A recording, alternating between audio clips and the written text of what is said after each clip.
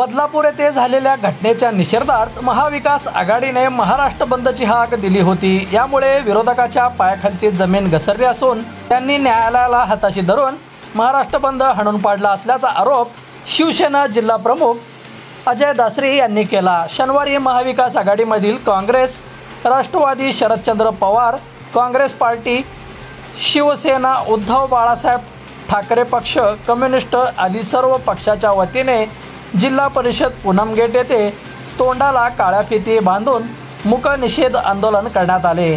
आपण जरी बंद करत नसलो तरी तोंडाला काळ्या फिती बांधून मूक आंदोलन करावं असे शिवसेना प्रमुख उद्धव ठाकरे यांनी शिवसैनिकांना आदेश दिले होते। राज्यपालांनी त्वरित सरकार बरखास्त करावे, बदलापूर येथील त्या शिक्षण संस्थेवर कठोर कारवाई करावी, नराधमावर व दिरंगाई करणाऱ्या शाळेतील अधिकारी कर्मचाऱ्यावर कठोर कारवाई करण्यात यावी व त्या पीडितेला न्याय मिळवून द्यावा अशी मागणी जिल्हा प्रमुख अजय दासरी यांनी केली। विचारांचा वारसा घेऊन आम्ही पुढे जात असलेल्या सर्व शिवसेना उद्धव बाळासाहेब ठाकरे पक्षाचे पदाधिकारी, सोलापूर शहरातील महाविकास आघाडी, इंडिया आघाडीचे सर्व घटक पक्षाचे सर्व पदाधिकारी, उपस्थित बांधवांनो, भगिनींनो आणि मातांनो, सर्वांना जय महाराष्ट्र। आज रोजी महाविकास आघाडीच्या वतीनं आपण सर्व घटक पक्ष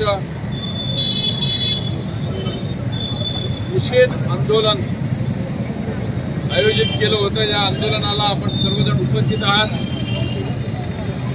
खरं म्हणजे सोलापूर बंद, महाराष्ट्र बंदची हाक दिल्यानंतर या भारतीय जनता पार्टीच्या लोकांच्या पायाखालची वाळू सरकली आणि न्यायालयाला हाताशी धरून न्यायालयाच्या माध्यमातून बंद हाणून पाडायचा प्रयत्न केला। परंतु आदरणीय उद्धवजी यांनी आम्हाला आदेश दिला, बंद नाही तरी आपण सर्वजण तोंडाला काळ्या पट्ट्या बांधाव्यात आणि मूकपणे आंदोलन करावं, निषेध आंदोलन करावं आणि त्या निमित्तानं आपण सर्वजण या ठिकाणी उपस्थित आहोत। बांधवांनो, जी परिस्थिती, भयानक अशी परिस्थिती निर्माण झालेली आहे।